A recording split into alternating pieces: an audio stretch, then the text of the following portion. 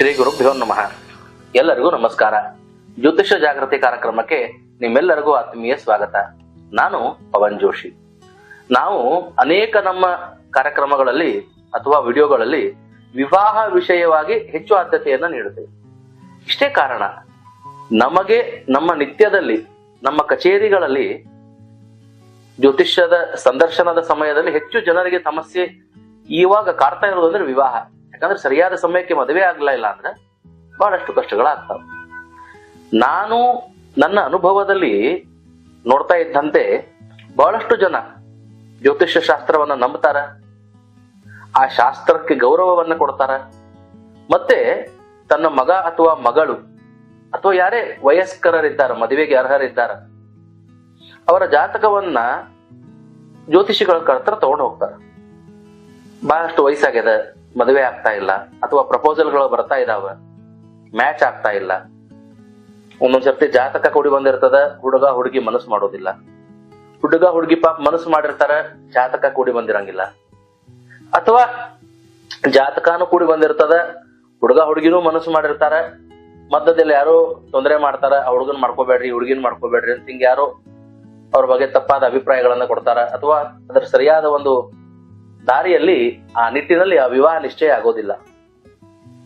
ಹೀಗೆ ಅನೇಕ ಸಮಸ್ಯೆಗಳು ಬಂದಾಗ ಜ್ಯೋತಿಷಿಗಳ ಹತ್ರ ಹೋಗ್ತೇವೆ ನಾವು. ನಾನು ಹೇಳುವುದೇನೆಂದರೆ, ಸರಿಯಾಗಿ ಯೋಗ್ಯನಾದ ಶ್ರೋತ್ರಿಯ ಜ್ಯೋತಿಷಿಗಳ ಹತ್ರ ಹೋಗುವುದು ಯೋಗ್ಯ ಅಂತ. ಸಾಮಾನ್ಯವಾಗಿ ನಾನು ಯಾರನ್ನೂ ಆಕ್ಷೇಪ ಮಾಡದೆ, ಯಾರಿಗೂ ನೇರವಾಗಿ ಅಪವಾದವನ್ನ ನೀಡದೆ, ನನಗೆ ನನ್ನ ಜನರ ಯೋಗಕ್ಷೇಮ ಮುಖ್ಯವಾಗಿರುವುದರಿಂದ ನಮ್ಮ ಜನರ ಹಿತಾಸಕ್ತಿಯಿಂದ ನಾನು ಹೇಳ್ತಾ ಇದ್ದೇನೆ.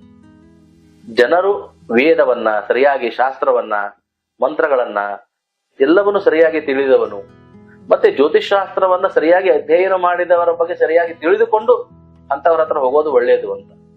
ಯಾಕೆ ಅಂತ ಹೇಳಾದ್ರೆ, ಎಷ್ಟೋ ಪರಿಹಾರಗಳನ್ನು ಬರೆದುಕೊಡ್ತಾರೆ. ಮದುವೆ ಆಗಿಲ್ಲ, ನಿಮ್ಮ ಮಗಗೆ ಸರ್ಪದೋಷದ, ಸರ್ಪ ಶಾಂತಿ ಮಾಡಿಸ್ರಿ, ಆಶ್ಲೇಷ ಬಲಿ ಮಾಡ್ರಿ, ಸರ್ಪ ಸಂಸ್ಕಾರ ಮಾಡ್ರಿ, ನಾಗ ಪ್ರತಿಷ್ಠಾ ಮಾಡ್ರಿ ಅಂತ ಬರೆದು ಕೊಡ್ತಾರೆ. ನಾನು ಕೇಳುವುದೇನೆಂದರೆ, ಜಾತಕದಲ್ಲಿ ಸರ್ಪದೋಷವಿದ್ದು ಅದು ವಿವಾಹಕ್ಕೆ ಅಡಚಣೆಯನ್ನು ಮಾಡ್ತದೇನೋ ಇಲ್ಲ. ಸರ್ಪದೋಷದ ಸಮಸ್ಯೆಗಳೇ ಬೇರೆ. ಸರ್ಪದೋಷದಿಂದ ಪುರುಷ ಸಂತಾನ ಆಗೋದಿಲ್ಲ, ಅಥವಾ ಸ್ಥಿರ ಸಂತಾನ ಆಗೋದಿಲ್ಲ, ಅಥವಾ ಮಕ್ಕಳೇ ಆಗೋದಿಲ್ಲ. ಬ್ರಹ್ಮಹತ್ಯಾ ದೋಷ, ಸರ್ಪ ಬ್ರಾಹ್ಮಣರ ಸಮಾನ ಬ್ರಹ್ಮಹತ್ಯಾ ದೋಷ ಅಂತಾರ, ಅದರಿಂದ ಸಂತಾನೋತ್ಪತ್ತಿ ಆಗೋದಿಲ್ಲ, ವಂಶಾರಿಷ್ಟಗಳು ಬರ್ತಾವ. ಚರ್ಮವ್ಯಾಧಿ, ರಾಹುವಿನಿಂದ ಚರ್ಮವ್ಯಾಧಿ ಉಂಟಾಗ್ತದ. ಮನಸ್ಸಿಗೆ ಭ್ರಾಂತಿ, ಪರಿಕಲ್ಪನೆ, ಹ್ಯಾಲುಸಿನೇಷನ್ಸ್ ಬರ್ತಾವ. ಅಥವಾ there may be any other things. ಬಹಳಷ್ಟು ಗ್ಯಾಸ್ಟ್ರೈಟಿಸ್ ಆಗ್ತದ, ಬಹಳಷ್ಟು ಬಾಡಿ ಟಾಕ್ಸಿಕ್ ಆಗ್ತದ, ಹ್ಯಾಬಿಟ್ಸ್ ಬಹಳ ಆಗ್ತಾವ, ಆಲಸ್ಯತನ ಬಹಳ ಬರ್ತದ.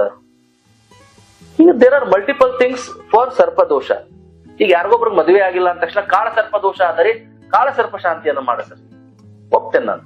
ಆ ಹುಡುಗನಿಗೆ ಒಳ್ಳೆ ಉದ್ಯೋಗ ಇರ್ತದ, ಒಳ್ಳೆ ಸಂಪಾದನೆ ಇರ್ತದ, ಒಳ್ಳೆ ತಂದೆ ತಾಯಿ ಇರ್ತಾರ, ಒಳ್ಳೆ ಶಿಕ್ಷಣ ಇರ್ತದ, ಮದುವೆ ಆಗ್ತಿರಂಗಿಲ್ಲಪ್ಪ ಹುಡುಗಗೂ ಹುಡುಗಿಗೂ.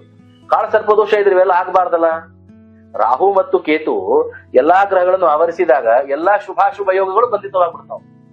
ಮತ್ತೆ ಯಾವ ಯೋಗದಿಂದ ಅವ ಒಳ್ಳೆ ವಿದ್ಯಾವಂತ ಆದ, ಉದ್ಯೋಗವಂತ ಆದ, ಸ್ಥಿರ ಸಂಪಾದನೆಯನ್ನ ಮಾಡ್ಲಿಕ್ಕತ್ತ, ತಂದೆ ತಾಯಿ ಚೆನ್ನಾಗಿ ನೋಡ್ಕೊಳಕತ್ತ. ಕೇವಲ ವಿವಾಹ ಪ್ರತಿಬಂಧಕ ದೋಷಗಳು ಅಂತಾನೆ ಪ್ರತ್ಯೇಕವಾಗಿ ಇರ್ತಾವ.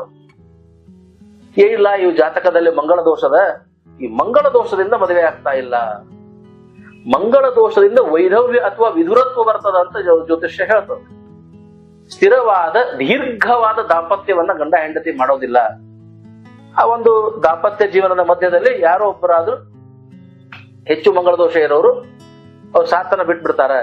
ವೈಧವ್ಯ ಅಂದ್ರೆ ಗಂಡ ಹೆಂಡತಿನ ಕಳ್ಕೊತಾನ, ಹೆಂಡತಿ ಗಂಡನ ಕಳ್ಕೊತಾಳ. ಹೀಗೆ ಮಂಗಳ ದೋಷದ ತಾತ್ಪರ್ಯ ಹೀಗಿದೆ. ಜಾತಕದಲ್ಲಿ ಮಂಗಳ ದೋಷ ಆದ ಮದುವೆ ಆಗ್ತಾ ಇಲ್ಲ, ಮದುವೆ ಆದ್ಮೇಲೆ ಸಮಸ್ಯೆ ಆಗತ್ತದ ಅಂತ ಮಂಗಳ ದೋಷ ಹೇಳ್ತದ, ಮದುವೆ ಆಗಂಗಿಲ್ಲ ಅಂತಲ್ಲ. ಆಯ್ತು, ಒಂದ್ ಪಕ್ಷ ಮಂಗಳ ದೋಷ ಪರಿಹಾರ ಮಾಡೋಣ, ಅದು ಅತ್ಯಗತ್ಯ. ಆದ್ರೆ ಬೇರೆ ಬೇರೆ ಸಮಸ್ಯೆಗಳನ್ನ ಹೇಳುವುದರಿಂದ ವಿವಾಹ ಪ್ರತಿಬಂಧಕ ದೋಷಗಳು ಪರಿಹಾರ ಆಗೋದಿಲ್ಲ. ಪಾಪ ಏನಾಗ್ತದೆ, ಜನರಿಗೆ ಮುಗ್ದಿರ್ತಾರೆ, ದೈವಜ್ಞರನ್ನ ನಂಬಿ ಬಂದಿರ್ತಾರೆ. ಅವ್ರು ಏನ್ ಹೇಳ್ತಾರ ಅದನ್ನ ಬಹಳ ಶ್ರದ್ಧಾ ಭಕ್ತಿಯಿಂದ, ವಿಶ್ವಾಸದಿಂದ ಶಿರಸ ವಹಿಸ್ತಾರ, ಪಾಲಿಸ್ತಾರ, ನಡ್ಕೋತಾರ ಅದರಂತೆ. ಅವ್ರೇನಾದ್ರು ಶ್ಲೋಕ ಕೊಟ್ರೆ ಹೇಳ್ತಾರೆ, ಅವ್ರೇನಾದ್ರು ದಾನ ಧರ್ಮಗಳನ್ನ ಹೇಳಿದ್ರೆ ಮಾಡ್ತಾರೆ, ಯಾವ್ದಾದ್ರು ಕ್ಷೇತ್ರ ದರ್ಶನ ಮಾಡ್ಬೇಕು ಅಂದ್ರೆ ಮಾಡ್ತಾರೆ. ಏನು ಮಾಡಿ ಹೋಮ ಹವನ ಪೂಜೆ ಜಪ ದಾನ, ಏನಾದ್ರು ರತ್ನಗಳನ್ನ ಹೇಳಿದ್ರೆ ಹಾಕೋತಾರೆ, ಯಂತ್ರ ತಾಯ್ತಗಳನ್ನ ಹೇಳಿದ್ರೆ ಹಾಕೋತಾರೆ, ಇಂಥದೊಂದು ಯಂತ್ರ ತಂತ್ರ ಕೊಟ್ಟು ಪೂಜೆ ಮಾಡು ಅಂದ್ರೆ ಮಾಡ್ತಾರೆ. ಇವೆಲ್ಲ ಯಾಕೆ ಮಾಡ್ತಾರಂದ್ರೆ ಆ ದೈವಜ್ಞನ ಮೇಲೆ, ಆ ಜ್ಯೋತಿಷ್ಯ ಮೇಲೆ ಇರ್ತಕ್ಕಂಥ ಅಪಾರವಾದ ನಂಬಿಕೆ, ಶ್ರದ್ಧಾ, ಭಕ್ತಿ. ಹಾಗಾಗಿ ನಾನು ಹೇಳುವುದೇನೆಂದರೆ, ಯಾವದರಿಂದ ವಿವಾಹ ಪ್ರತಿಬಂಧಕ ದೋಷಗಳಿರ್ತಾವ, ಇದು ನಾವು ಲೌಕಿಕವಾಗಿ ಮತ್ತೆ ಜ್ಯೋತಿಷ್ಯ ಶಾಸ್ತ್ರೀಯವಾಗಿ ಎರಡೂ ದೃಷ್ಟಿಯನ್ನು ಇಟ್ಟುಕೊಂಡು ನೋಡ್ಬೇಕು. ಎಷ್ಟೋ ಸರ್ತಿ ಹುಡುಗನ ಜಾತಕದಲ್ಲಿ ಹುಡುಗಿಯ ಜಾತಕದಲ್ಲಿ ವಿವಾಹ ಯೋಗ ಇರ್ತದೆ.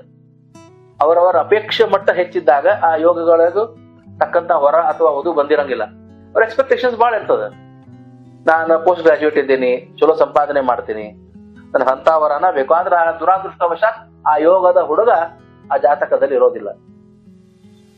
ಈ ಒಂದು 50ರಿಂದ 100 ವರ್ಷದ ಕಾಲದಲ್ಲಿ, ಈ ಒಂದು ಶತಮಾನದಲ್ಲಿ ಸ್ತ್ರೀಯರು ಹೆಚ್ಚು ಕೆಲಸ ಮಾಡುವುದನ್ನ ನಾವು ನೋಡ್ತೀವಿ. ಇಲ್ಲ ಅಂದ್ರೆ ಹೆಣ್ಣು ಮಕ್ಕಳು ತಮ್ಮ ತಮ್ಮ ಊರಿನಲ್ಲಿ ತಮ್ಮ ತಮ್ಮ ಹೊಲದಲ್ಲಿ ಕೃಷಿ ಕಾರ್ಯಗಳನ್ನ ಮಾಡುವುದರಲ್ಲಿ ಆಗಲಿ, ಮನೆ ಸೇವೆಯನ್ನು ಮಾಡುವುದರಲ್ಲಾಗಲಿ ನಿರತರಾಗಿರ್ತಿದ್ರು. ಹಾಗಾಗಿ ಕಾಲ ಮಾನ, ದೇಶಾಚಾರ, ಟೆಕ್ನಾಲಜಿ, ತಂತ್ರಜ್ಞಾನ, ಆಧುನಿಕತೆ, ಜೀವನ ಶೈಲಿ ಎಲ್ಲವೂ ಬದಲಾಗಿದೆ.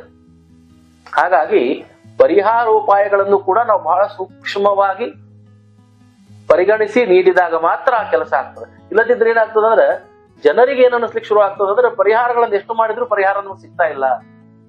ಯಾಕಂದ್ರೆ ಅದು ಸರಿಯಾದ ಪರಿಹಾರ ಅಲ್ಲ. ನಾನು ಈ ವೇದಿಕೆಯ ಮೂಲಕ ಇವತ್ತು ಹೇಳುವುದೇನೆಂದರೆ, ನನಗೆ ಬಂದ ಅನುಭವ.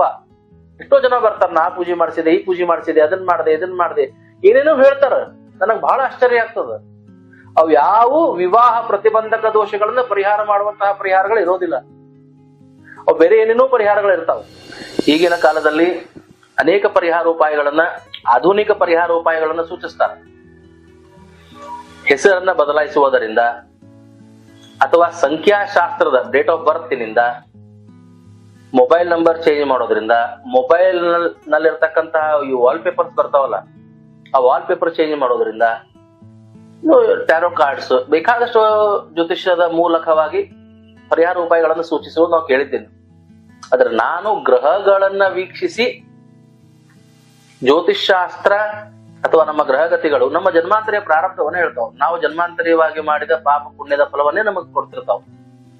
ನಮಗೆ ಎಷ್ಟೋ ಒಳ್ಳೇದಾಗ್ತಿರ್ತದ ಜೀವನದಾಗ, ನಮಗೆ ಆ ಸಮಯಕ್ಕೆ ಬೇಕಾಗುವಂತದ್ದು ಆಗ್ತಿರಂಗಿಲ್ಲ. ಅದು ಯಾಕೆ ಅಂತ ನೋಡಿ ಅದರ ಕೊರತೆಯನ್ನು ಹುಡುಕಿ ಅದನ್ನು ಪೂರೈಸೋ ಪ್ರಯತ್ನವನ್ನು ನಾವು ಮಾಡಬೇಕು. ಈಗ ನಾವು ಹೇಳುವಂತಹ ದೋಷಗಳು ಎಲ್ಲವನ್ನು ನಾಶ ಮಾಡುವಂತಹ ದೋಷಗಳು. ಈಗ ಪಂಚಮ ಶನಿ ಬಂದಿರ್ತದ, ಅಷ್ಟಮ ಶನಿ ಬಂದಿರ್ತದ, ಸಾಡೆ ಸಾತಿ ಬಂದಿರ್ತದ. ಅದು ನಮಗೆ ಕರ್ಮಾನುಸಾರವಾಗಿ ಬೇರೆ ಬೇರೆ ನಮ್ಮ ಪ್ರಾರಬ್ಧಕ್ಕೆ ಫಲವನ್ನು ಕೊಡ್ತಿರ್ತದ. ವಿವಾಹ ಅನಿವಾರ್ಯ. ಇದು ವಿವಾಹ ಮಾಡಿಕೊಳ್ಳಲೇಬೇಕು, ಗೃಹಸ್ಥಾಶ್ರಮವನ್ನು ಸೇರಲೇಬೇಕು. ಗೃಹಸ್ಥಾಶ್ರಮ ಧರ್ಮದಲ್ಲಿತ್ತು, ಧರ್ಮ ಮಾರ್ಗದಲ್ಲಿ ಜೀವನವನ್ನು ಮಾಡಿ ಮುಮುಕ್ಷ ಮಾರ್ಗದಿಂದ ಮೋಕ್ಷವನ್ನು ಪಡಿಬೇಕು. ಇದು ನಮ್ಮ ಭಾರತೀಯ ಸಂಸ್ಕೃತಿ. ಇಲ್ಲ ಅಂದ್ರೆ ಚತುರ್ಥಾಶ್ರಮವನ್ನು ಪಡಿಬೇಕು, ಇಲ್ಲ ಬ್ರಹ್ಮಚರ್ಯದಿಂದ ಸಾಧಿಸಬೇಕು. ಅನಾಶ್ರಮಿಯಾಗಿದ್ರೆ ಬದುಕಲಿಕ್ಕೆ ಬರಂಗಿಲ್ಲ. ಹಾಗಾಗಿ ನಾವು ದೋಷಕ್ಕೆ ಸೂಕ್ತವಾದ ಪರಿಹಾರದಿಂದ ನಮಗೆ ಅನುಕೂಲವಾಗ್ತದೆ ವಿನಃ ಸರಿಯಾದ ಮಾರ್ಗದರ್ಶನ, ಸರಿಯಾದ ಪರಿಹಾರ ಮಾಡದೇ ಇದ್ದಾಗ ಶಾಸ್ತ್ರದ ಮೇಲೆ ಇರುವ ನಂಬಿಕೆನೂ ಹೋಗ್ತದೆ, ಸಮಯನೂ ವ್ಯರ್ಥ ಆಗಿ ಹೋಗ್ತದೆ, ಪರಿಹಾರಗಳು ಸಿಗೋದಿಲ್ಲ. ಜಗತ್ತಿನಲ್ಲಿ ಎಲ್ಲಾ ಶಾಸ್ತ್ರಗಳು ಅದರದೇ ಆದ ಒಂದು ಪಾತ್ರಗಳನ್ನು ಅಭಿನಯಿಸ್ತವೆ. ಒಂದಿಲ್ಲ ಒಂದು ರೀತಿ ಮಾನವ ಜೀವನಕ್ಕೆ ಅವು ಸಹಾಯಕವಾಗವೆ. ಈ ವೇದಿಕೆಯ ಮೂಲಕ ಎಲ್ಲರಲ್ಲಿ ಪ್ರಾರ್ಥನೆ ಎಂದರೆ, ಎಷ್ಟೇ ಪರಿಹಾರಗಳನ್ನು ಮಾಡಿದ್ರೆ ವಿವಾಹ ಆಗ್ತಾ ಇಲ್ಲ ಅಂದ್ರೆ ನೀವು ಮಾಡಿರುವ ಪರಿಹಾರಗಳು ವಿವಾಹಕ್ಕೆ ಸಂಬಂಧಪಟ್ಟಿದ್ದಲ್ಲ ಅಂತ ಸ್ಪಷ್ಟಪಡಿಸ್ತದೆ. ಎಷ್ಟು ತಿಂದ್ರು ಹಸಿವಿನೇ ಹೋಗಂಗಿಲ್ರಿ ಅಂತಂದ್ರೆ ನೀವು ತಿಂತಾ ಇರೋದೇನು ಸಮಸ್ಯೆ ಅದ, ಏನೋ ಜಡ್ ಅದ ಅಂತ ಅರ್ಥ. ಅಥವಾ ನೀವೆಲ್ಲಾ ಸಮಸ್ಯೆಗಳಿಗೆ ಪರಿಹಾರ ಮಾಡಿಸಿದ್ಮೇಲೂ ನಿಮಗೆ ಬೇಕಾಗುವ ಪರಿಹಾರ ಸಿಕ್ಕಿಲ್ಲ ಅಂದ್ರೆ ಆ ಪರಿಹಾರ ಸೂಕ್ತವಾದದ್ದಲ್ಲ ಅಂತ ಅರ್ಥ. ಹಾಗಾಗಿ ಸೂಕ್ತವಾದ ಪರಿಹಾರದಿಂದಲೇ ದೋಷಗಳು ನಿವಾರಣೆ ಆಗ್ತಾವ, ಪ್ರಾರಬ್ಧಗಳು ಕಡಿಮೆ ಆಗ್ತಾವ. ಆ ನಿಮ್ಮ ವೈಯಕ್ತಿಕವಾದ ಇಷ್ಟಾರ್ಥ, ಅದು ವಿವಾಹನೇ ಆಗಿರ್ಬೋದು, ವೈವಾಹಿಕ ಸುಖಾನೇ ಆಗಿರ್ಬೋದು, ಅಥವಾ ಬೇರೆ ಏನೂ ಆಗಿರ್ಬೋದು, ಅದು ಸಿದ್ಧಿಯೇ ಆಗ್ತದ ಅಂತ ಹೇಳಿ ನಾನು ಹೇಳ್ತೇನೆ.